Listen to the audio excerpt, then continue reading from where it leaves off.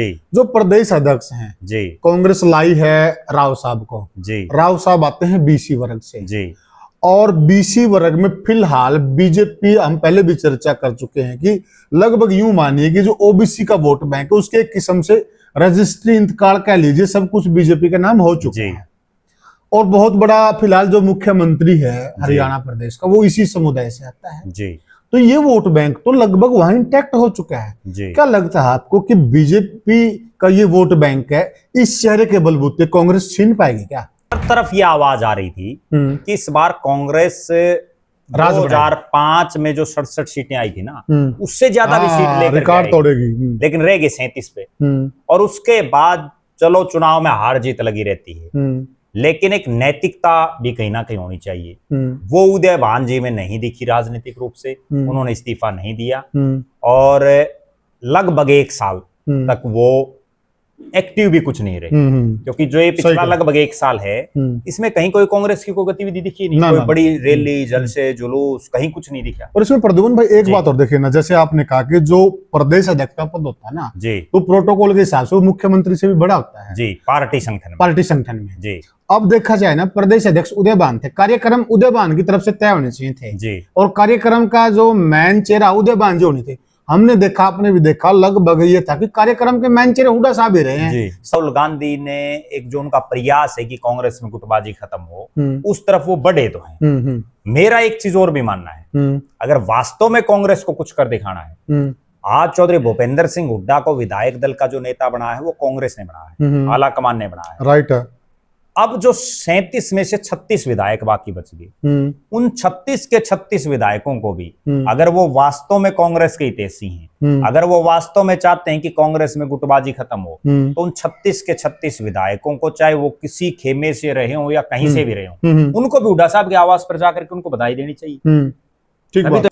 आरोप इन पर भी हैं जी, लेकिन आरोप तो बीजेपी के प्रदेश अध्यक्ष पर भी, उसकी चर्चा क्यों नहीं हो रही? फिर अगर आरोपों की चर्चा है, कांग्रेस के आरोप तो बीजेपी के आरोप नहीं क्या? वो भी समस्या। और वो यूं भी तो कह रहे भाई आरोप तो फिर एबे के ऊपर भी हैं। हाँ, कांग्रेस में तो ये कह रही है, अगर वो हमारे लिए प्रेस कॉन्फ्रेंस करे तो एबे के ऊपर भी आरोप करना चाहिए ना। अधिक संपत्ति के कांग्रेस वाले घर क्यों बैठे हैं? सबसे बड़ी समस्या तो है ना वो। नमस्कार साथियों, मैं हूं आपका होस्ट कुलदीप सिंह पुनिया और मैं लेकर चलता हूं आपको राजनीति की दुनिया। राजनीति की दुनिया की बात करो साथियों, हरियाणा विधानसभा चुनाव को लगभग 1 साल से ज्यादा का समय हो गया है और उसी टाइम से चर्चाएं चल रही थी कि कांग्रेस पार्टी किसको प्रदेश अध्यक्ष की जिम्मेदारी देगी, क्योंकि वहां से ये बात क्लियर सी हो गई थी कि जो हार हुई है, एक जीती हुई बाजी कांग्रेस हारी है, तो इस हार की जिम्मेदारी जो मौजूदा प्रदेश अध्यक्ष है उसकी बनती है और उनको जिम्मेवारी लेकर इस्तीफा दे देना चाहिए। परंतु अध्यक्ष भी अड़े रहे, जिम्मेदारी नहीं ली और ना इस्तीफा दिया, बल्कि दीपक बाबरिया जी ने पहल करते हुए इस्तीफा दिया, पेशकश भी की, उसके बाद इस्तीफा भी दिया। परंतु 1 साल का समय बीत गया, ना इस्तीफा दिया और ना पार्टी ने लिया। एक ऐसी स्थिति चलती रही। अब एकाएक पार्टी जागी और एकाएक पार्टी 1.25 साल के करीब एक ऐसे चेहरे को लेकर आई। उस चेहरे पर भी इनेलो ने आकर एक प्रेस कॉन्फ्रेंस की और प्रेस कॉन्फ्रेंस में आरोपों की झड़ी लगा दी। एक सीएलयू का जिन निकला, जो पुराना जिन है वो निकलाया बाहर। आखिर सच्चाई क्या है इसमें? बड़ी बात क्या है कि जो राहुल गांधी एक अलग राजनीति की बात कर रहे थे, एक साफ सुथरी राजनीति की बात कर रहे थे कि मैं हरियाणा को एक ऐसा प्रदेश अध्यक्ष दूंगा जो साफ सुथरी छवि का हो, उसको तो कहीं न कहीं धक्का लगा है। जिस प्रकार से कि इनेलो ने प्रेस कॉन्फ्रेंस की है और कई सारे आरोपों का जिक्र किया है, पुराने जो सीएलयू का मामला था उसमें कई सारे नेता शामिल थे, उसमें राव नरेंद्र सिंह का नाम भी शामिल था। आखिर सच्चाई क्या है? अगर दूसरी तरफ देखें तो जो बीजेपी के प्रदेश अध्यक्ष हैं उन पर भी आरोप हैं। इन सारी बातों की हम चर्चा करेंगे। हमारे साथ जुड़ गए हैं वरिष्ठ पत्रकार और राजनीतिक विश्लेषक प्रद्युमन जोशीला जी। प्रद्युमन भाई राम राम। राम राम जी, सभी दर्शकों को नमस्कार, राम राम। प्रद्युमन भाई देखिए, 1 साल से ज्यादा का समय हो गया जी और सभी लोग ये मान रहे थे, हमने भी चर्चाएं की थी, और कि भाई कांग्रेस इस बार ऐसा कोई अध्यक्ष लेकर आएगी जो कांग्रेस की नैया पार लगा देगा, अच्छी छवि होगी, सबको साथ लेकर चलेगा। तो क्या मानते हैं, क्या जो कांग्रेस अब जिस चेहरे को लेकर आई है, तो आपको क्या लगता है कि यह चेहरा उन सभी बातों पर खरा उतरेगा? देखो, निश्चित रूप से कांग्रेस बहुत देर से जागी है, देर से जागी, और जो काम कांग्रेस पार्टी को विधानसभा चुनाव का परिणाम आने के तुरंत बाद करना चाहिए था, उसके लिए लगभग 1 साल का उन्होंने इंतजार किया। और इस 1 साल में बार बार इस तरह की बातें उठती रही कि राहुल गांधी पता नहीं कैसे चेहरे को कमान देंगे और पता नहीं वो क्या कर देंगे किसी ऐसे चेहरे को, क्योंकि राहुल गांधी खुद बार बार ये बात कह रहे थे कि वो कांग्रेस में बहुत बड़ा परिवर्तन लाना चाहते हैं जी। और जो गुजरात में कांग्रेस का राष्ट्रीय अधिवेशन हुआ उसमें भी उन्होंने बाकायदा मंच के माध्यम से भी ये कहा था कि जो है कांग्रेस में आमूलचूल परिवर्तन वो लाएंगे। लेकिन जिस तरह से 1 साल की लगभग मेहनत कांग्रेस में राहुल गांधी ने देखा, मेहनत तो यही कहेंगे कि वो ऑब्जर्व तो कम से कम कर ही रहे थे, वो या उनकी टीम, कि किसको बनाया जाए। बहुत से नाम उछले, बहुत लोगों ने प्रयास भी किए, बहुत से नए लोगों ने भी इस चाह में रहे कि कहीं बीजेपी की तरह ही कोई नया पैंतरा कांग्रेस फेंक दे, क्योंकि बीजेपी ऐसे फैसलों के लिए जानी जाती है जिसके कांग्रेस नजदीक भी नहीं है। क्योंकि जब नायब सिंह सैनी को मुख्यमंत्री बनाया गया, किसी ने सोचा तक नहीं था कि नायब सिंह सैनी बन जाएगा। ठीक बात है, ठीक है। जब नायब सिंह सैनी को प्रदेश का अध्यक्ष बनाया गया तब भी किसी ने नहीं सोचा था। मोहनलाल बड़ौली का जब नाम आया तब भी बहुत कम लोगों ने कल्पना की थी। लेकिन अब क्या है कि बीजेपी में तो किसी को भी बना देते हैं उठा करके जी, लेकिन कांग्रेस में जिस ढंग से 2 पदों की नियुक्ति की गई, डिक्लेयर किया गया, तो दोनों में भूपेंद्र सिंह हुड्डा का तो शुरू से ये लग रहा था कि उनके अलावा कांग्रेस के पास कोई विकल्प है नहीं। ठीक बात है। और जब कोई और विकल्प ही नहीं है कांग्रेस के पास, तो उस हालात में निश्चित था कि चौधरी भूपेंद्र सिंह हुड्डा विधायक दल के नेता बनेंगे। और मैं तो ये कहूंगा कि ये कांग्रेस आलाकमान और चाहे राहुल गांधी हो, उनकी एक ये बड़ी कमजोरी रही कि जो फैसला उनको लगभग 1 साल पहले लेना चाहिए था, वो फैसला उन्होंने अब लिया है। फैसला भी वही उसी आदमी को बना दिया। या तो कोई ऐसा चौंकाने वाला फैसला लेते जिससे कि मैसेज जाता कि देखो राहुल गांधी ने और कांग्रेस आलाकमान ने बड़ी सोच समझ करके नाम फाइनल किया है, तो आदमी मान भी ले। ठीक बात है। लेकिन जब बनाना ही हुड्डा साहब को था, तो फिर 1 साल क्यों तो कांग्रेस आलाकमान की फजीयत करवाई? क्यों? बहुत से ऐसे लोग थे इस दरमियान, मैं भी बहुत लोगों को जानता हूं, जो विधानसभा चुनाव के परिणाम से पहले हुड्डा साहब की कोठी पर लगभग हर दूसरे, तीसरे, चौथे दिन हाजिरी मारने पहुंच जाते थे। और जैसे ही उन लोगों को ये लगा कि हुड्डा साहब को नहीं बना रही कांग्रेस आलाकमान, तो उन्होंने भी आना जाना बंद कर दिया था। भीड़ कम हो गई थी। बहुत लोग हैं ऐसे, कई तो ऐसे हैं जिनको टिकट हुड्डा साहब ने दिलाई विधानसभा के चुनाव में। राइट बात। और उन्होंने भी कन्नी काट ली सिर्फ इसलिए कि हर तरफ ये प्रचार हुआ कि कुछ तो ऐसे लोग हमारे हिसार डिस्ट्रिक्ट में ही हैं, हर जगह जगह हैं, वे हुड्डा के दिन लद लिए, ये बातें चली। लेकिन हम शुरू से ही ये बात कह रहे थे बार बार कि हरियाणा प्रदेश में कितनी माड़ी से माड़ी हालात में हुड्डा परिवार आ जाए, लेकिन उसके बावजूद 50% में तो ये परिवार कांग्रेस में खड़ा रहेगा। प्रद्युमन भाई, हम इस विषय पे अगले वीडियो में चर्चा करेंगे। जी। आज का जो हमारा इस वीडियो का मुख्य एजेंडा है ना जी, जो प्रदेश अध्यक्ष हैं जी, कांग्रेस लाई है राव साहब को जी। राव साहब आते हैं बीसी वर्ग से जी, और बीसी वर्ग में फिलहाल बीजेपी, हम पहले भी चर्चा कर चुके हैं कि लगभग यूं मानिए कि जो ओबीसी का वोट बैंक है उसके एक किस्म से रजिस्ट्री इंतकाल कह लीजिए, सब कुछ बीजेपी का नाम हो चुके हैं। और बहुत बड़ा फिलहाल जो मुख्यमंत्री है हरियाणा प्रदेश का, वो इसी समुदाय से आता है जी। तो ये वोट बैंक तो लगभग वहां इंटैक्ट हो चुका है जी। क्या लगता है आपको कि बीजेपी का ये वोट बैंक है, इस चेहरे के बलबूते कांग्रेस छीन पाएगी क्या?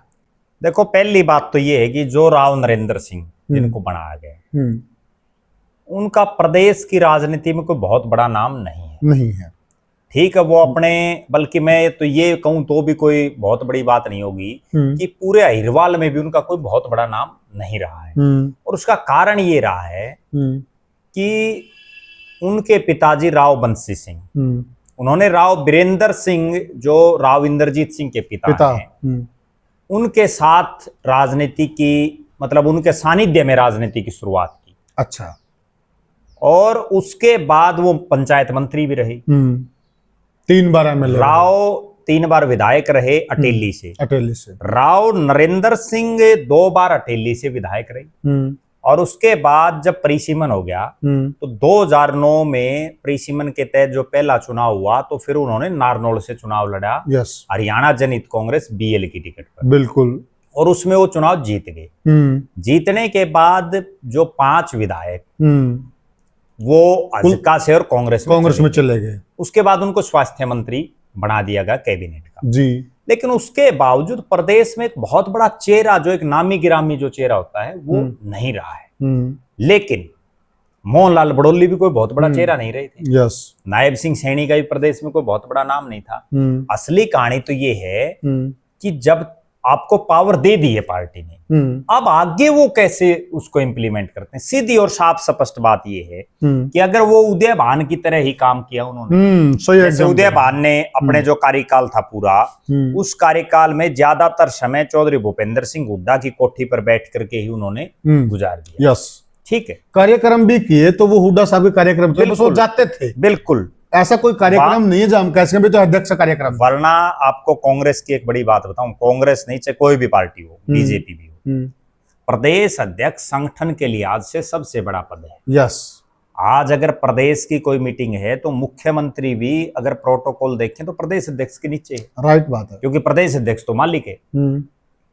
अब उदय भान ने जिस ढंग से उनका कार्यकाल रहा, मुझे ये कहने में भी कोई संकोच नहीं कि उनके कार्यकाल में कांग्रेस पार्टी ने पहले से बेहतर प्रदर्शन किया, इसमें कोई दो राय नहीं। क्योंकि उससे पहले के जो प्रदेश अध्यक्ष थे उनमें तो 15 से 31, ये 37 लेके आए, 5 MP भी इनके आए। लेकिन एक एंगल से तो हम ये कह सकते हैं कि बढ़ोतरी हुई, लेकिन दूसरे एंगल से ये भी तो देखो कि वो बढ़ोतरी 10 साल के बीजेपी के राज, एंटी इनकम्बेंसी, मनोहर लाल खट्टर के खिलाफ इतना जबरदस्त माहौल प्रदेश में, नायब सिंह सैनी भी एक कोई बहुत बड़ा चेहरा नहीं था तब तक, और किसान आंदोलन की मूवमेंट, खिलाड़ियों की मूवमेंट, प्रदेश के लोग लगातार जिसको ये कहते हैं ना देसी भाषा में छिक लिए थे बीजेपी के राज से बहुत लोग। इन सब चर्चाओं को देखते हुए हर तरफ ये आवाज आ रही थी कि इस बार कांग्रेस 2005 में जो 67 सीटें आई थी ना, उससे ज्यादा भी सीट लेकर रिकॉर्ड तोड़ेगी, लेकिन रह गए 37 पे। और उसके बाद चलो चुनाव में हार जीत लगी रहती है, लेकिन एक नैतिकता भी कहीं ना कहीं होनी चाहिए।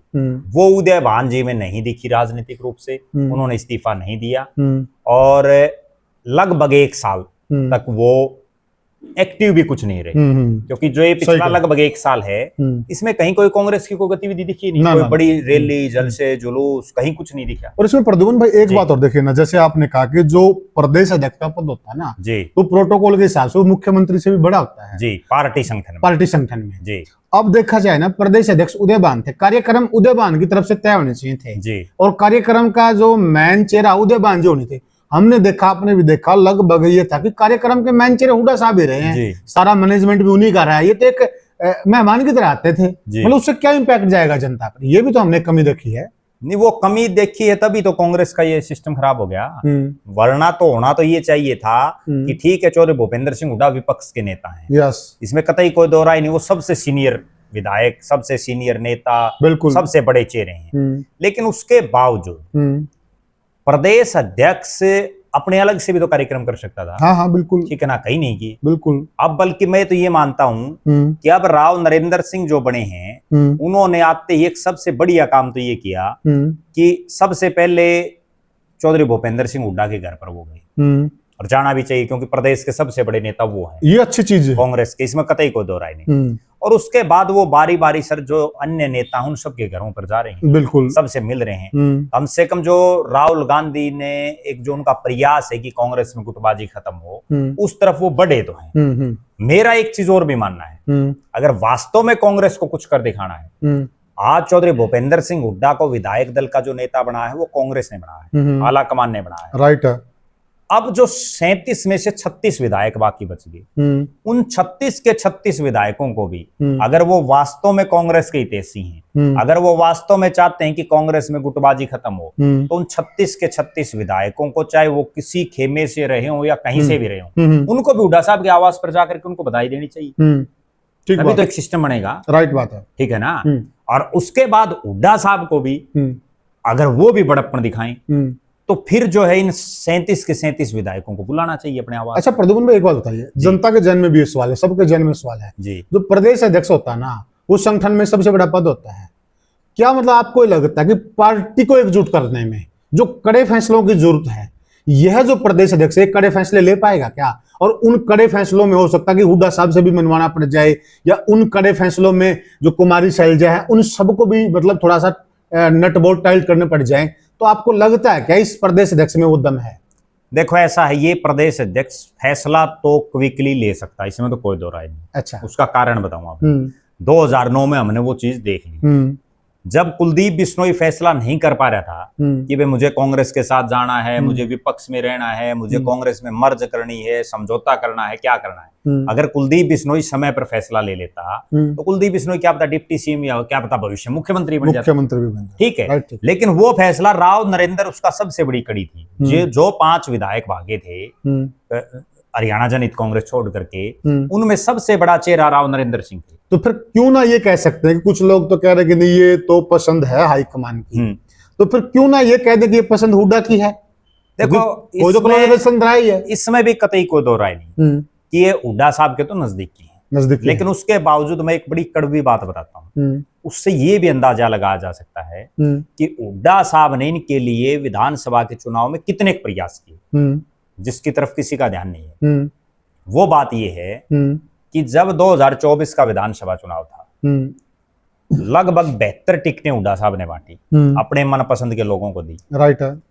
आज कांग्रेस का प्रदेश अध्यक्ष वो चेहरा बना है जो 2024 के विधानसभा चुनाव में अटेली से टिकट मांग रहा था। अच्छा, उसकी इच्छा थी कि वो अटेली से चुनाव लड़े, क्योंकि अटेली ऐसा हल्का जहां 3 बार उनके पिताजी और 2 बार वो खुद रहे। सही बात है। और उससे भी जो कड़वी बात है वो ये है कि वो नारनौल से इसलिए चुनाव नहीं लड़ना चाह रहे थे। इस बात का बहुत कम लोगों को पता है कि नारनौल एक ऐसा हल्का है जहां यादव वोट बैंक के अलावा सैनी वोट बैंक जो है वो बड़ा अच्छी खासी मेजोरिटी में है। यस। और नायब सिंह सैनी के मुख्यमंत्री बनने के बाद वो सैनी वोट बैंक बीजेपी की तरफ शिफ्ट है। यस। उससे पहले वहां वो जो सैनी वोट बैंक था वो चौटाला साहब के साथ था। यस। क्योंकि वहां का एक बहुत बड़ा चेहरा था उस इलाके का, बानाराम सैनी। वो बानाराम सैनी को चुनाव भी लड़ाया, आजकल उनकी जो पुत्र वधु है उसको भी चुनाव लड़वा कमलेश सैनी को, और अभी वो कमलेश सैनी वहां नगर परिषद की चेयरमैन है नारनौल की। तो बानाराम सैनी एक बड़ा चेहरा था उस इलाके में। जी जी। और उसी इलाके के एक सैनी को चौधरी देवीलाल की पार्टी ने कुरुक्षेत्र से जाकर के चुनाव लड़ा दिया था जी, जिसका बहुत कम लोगों को पता है। ठीक बात है। ठीक है, तो वहां जो सैनी वोट बैंक है वो मेजोरिटी में बीजेपी की तरफ स्वीप होना था, ये निश्चित था। और राव नरेंद्र को भी इस बात का अंदाजा था। बिल्कुल। और बिना सैनी वोट के वो चुनाव भी नहीं जीत सकते थे, क्योंकि यादव कैंडिडेट बीजेपी का भी है, ओम प्रकाश यादव जो 2 बार पहले से विधायक था। बिल्कुल। राव इंद्रजीत सिंह का उस इलाके में प्रभाव है। बिल्कुल। फिर सैनी वोट फिर प्लस हो गए, तो राव नरेंद्र सिंह को बिल्कुल निश्चित ये लग रहा था कि नारनौल से उनकी हार निश्चित है। अच्छा। और इसीलिए वो चाह रहे थे कि वो अटेली से चुनाव लड़े। तो फिर किसने फंसवाया वहां? अगर अटेली से वो चुनाव लड़ लें तो अटेली में एक तो 2009 से पहले उन्होंने लड़े थे, उसके बाद कई साल में जब कोई नेता पुराने हल्के में जाता है तो लोगों में कोई नाराजगी होती है, कार्यकर्ता वो भी दूर हो जाती है, नेचुरल बात है। ठीक है, लेकिन वहां हुआ क्या कि कांग्रेस ने टिकट दे दिए कन्या नेता को, नेत्री को, और राव नरेंद्र को मजबूरीवश फिर नारनौल से फिर चुनाव लड़ाना पड़ा, और नारनौल से वो हार गए। मेरा ये मानना है कि अगर वो अटेली से चुनाव लड़ते तो हो सकता है परिणाम कुछ और होता। अच्छा, क्योंकि अब तो वहां कांग्रेस 3 नंबर पर ही है। एक बड़ा सवाल है ना सबके, बीएसपी का कैंडिडेट 2 नंबर पर है अटेली में, प्रद्युम्न भैया। रतरलाल अटेली की बात होगी। बड़ा सवाल ये है कि क्या जो ओबीसी का वोट बैंक है, जो किसी जमाने में इस बेल्ट का ये सारा वोट बैंक कांग्रेस के साथ ही होता था, अगर हम पुराने चुनाव उठाकर देखें, तो क्या ये चेहरा ये वोट बैंक को ले आएगा जो कि नायब सिंह सैनी के होते हुए? ये एक बड़ा सवाल है। देखो नायब सिंह सैनी का उस इलाके में कोई बहुत बड़ा प्रभाव नहीं है, केवल जो सैनी वोटर हैं उनमें प्रभाव है, इसमें कोई दो राय नहीं। ठीक है। वहां सबसे बड़ा चेहरा है राव इंद्रजीत सिंह। और जो बात हम ये कहते हैं ना भाई कांग्रेस के साथ था वो एरिया उस समय भी राव वीरेंद्र सिंह के परिवार के साथ था। और राव वीरेंद्र सिंह का परिवार कांग्रेस में था। समय समय पर बहुत से लोग उस इलाके में ऐसे हुए हैं जिन्होंने राव वीरेंद्र सिंह के परिवार को टक्कर देने का काम किया है और कई बार इनके परिवार को हराया भी है। इसमें भी कोई दो राय नहीं, हराया भी है इनको। राजनीति खेल है। लेकिन हराने के बाद क्या है कि वो बहुत बड़े नेता नहीं बन पाए, किसी ने अपना हल्का बदल दिया। अब राव नरबीर सिंह ने हराया, लेकिन राव नरबीर सिंह ने पता नहीं कितने हल्के, उनको खुद को भी क्या पता ध्यान है या नहीं है। वो ऐसे नेता हैं कि जिन्होंने 5 लगातार चुनाव 5 अलग अलग हल्कों से लड़े, 5 अलग अलग पार्टियों से लड़ लिए। ठीक है ना, ठीक बात है। तो उनकी टक्कर नहीं ले पाया कोई। अब आज भी वही हालात है।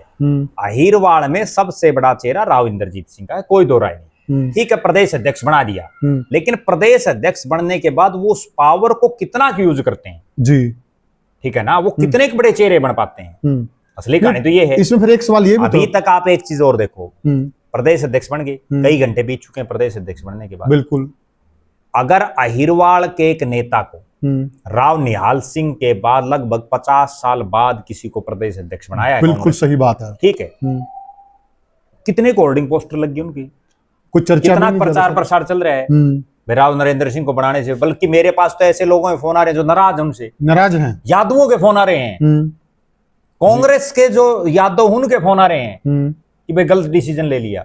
और खुद कैप्टन अजय सिंह यादव ने तो बाकायदा सोशल मीडिया पर लिख दिया। बिल्कुल बिल्कुल, जो सबसे सीनियर नेता है इस इलाके में कांग्रेस के पास, उसने भी आरोपों का जिक्र करा, ठीक है ना, उन्होंने तो स्पष्ट लिख दिया कि भाई ऐसे आदमी को बना दिया। बिल्कुल सही बात है। हालांकि मैं इस चीज में एक बड़प्पन राव नरेंद्र का ये मानता हूं कि वो इतना कुछ लिखने के बावजूद पलट कर जवाब नहीं, कैप्टन अजय सिंह यादव के घर पर गए आशीर्वाद लेने के लिए, राव दान सिंह से भी मिले, तो कहीं ना कहीं वो दर्शा रहा है कि वो कोशिश तो कर रहे हैं। अब वो कोशिश कितनी की इंप्लीमेंट होती, कोशिश तो अशोक तंवर ने भी करी थी, खूब पूरा हरियाणा में साइकिल चलाई, और शायद इतनी कोशिश किसी ने भी नहीं की, लेकिन कुछ नहीं बन पाया। ठीक है ना, कई बार क्या है कि कोशिश करने से भी सारे काम ठीक नहीं होते। अच्छा प्रद्युमन भाई, देखिए आपने एक बहुत बड़ी बात कही कि जो इस क्षेत्र का वोट बैंक है वो पार्टी छोड़िए, वो परिवार के साथ, रामपुरा हाउस के साथ है। तो क्या फिर ये कांग्रेस ने गलती नहीं कर ली क्या? अभी चर्चाएं थी, कुछ थी तो चर्चाएं कि भाई हो सकता है राव इंद्रजीत बीजेपी में गए थे सीएम की चाहत के लिए, वो चाहत उनकी पूरी नहीं हुई है, तो अंदर खाते कहीं ना कहीं वो नाराज हैं, तो हो सकता है कि वो दोबारा से कांग्रेस में लौट आए। तो कहीं ना कहीं फिर कांग्रेस ने दरवाजा नहीं बंद कर दिया क्या राव के लिए?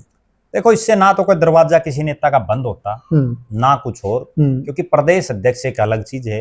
अगली और बड़ी बात मैं बता दूं कि ये जरूरी नहीं है कि ये प्रदेश अध्यक्ष अगले चुनाव तक रहेंगे, ठीक है, क्योंकि लगभग अमूमन हम देखते हैं कि 3 साल का कार्यकाल होता है। अब से 3 साल तो 2028 में हो जाएंगे, ठीक है, ठीक है, क्या पता इसका चुनाव भी इनकी उसमें नहीं होगा, वो जरूरी नहीं है, क्या पता उससे पहले कोई नया आ जाए, ठीक है ना, ये कोई कैसा काम कर पाएंगे, हो सकता है इसी को दोबारा रिपीट कर दें, वो तो एक अलग बात है, क्या पता बीच में बैठा दे पार्टी। बिल्कुल सही बात है। अब जिस ढंग से इन पर आरोप जो लग रहे हैं, ठीक है, उन आरोपों के चलते क्या पता ऐसा बवाल प्रदेश में मच जाए, पार्टी को बीच में बैठाना पड़ जाए। हमने तो कांग्रेस में वो चीजें भी देखी हैं, टिकट आज डिक्लेयर कर दिया, अगला कल नॉमिनेशन भरना, इतनी देर में किसी और को अनाउंस कर दी। आखिरी सवाल है जी, तो क्या लगता है कि जो इतनी देर से फैसला लिया, क्या इन आरोपों को हाईकमान को पता नहीं था? क्या आपको लगता है कि ये आरोप जो लगाए जा रहे हैं ये कांग्रेस को नुकसान करेंगे? देखो, ऐसा अगर हाईकमान को इन बातों का नहीं पता था तो फिर क्या किया हाईकमान ने, ठीक है, और अगर हाईकमान को पता था फिर भी बना दिया तो इसका मतलब जो है जो राहुल गांधी कह रहे थे उन्हीं में विरोधाभास है, यानी होमवर्क पूरा नहीं है। बिल्कुल नहीं है, लेकिन ठीक पहले भी हम कई बार एक तंज कस चुके हैं जी, भाई ये जो होमवर्क वाला सौदा है कांग्रेस का बस का नहीं, बीजेपी तक करवा लिया। बिल्कुल तो ये देखो, निश्चित रूप से ठीक है राव नरेंद्र सिंह बने हैं, इसमें कोई दो राय नहीं कि उनको बनाने में एक नया पैंतरा खेल के देखा है कांग्रेस ने।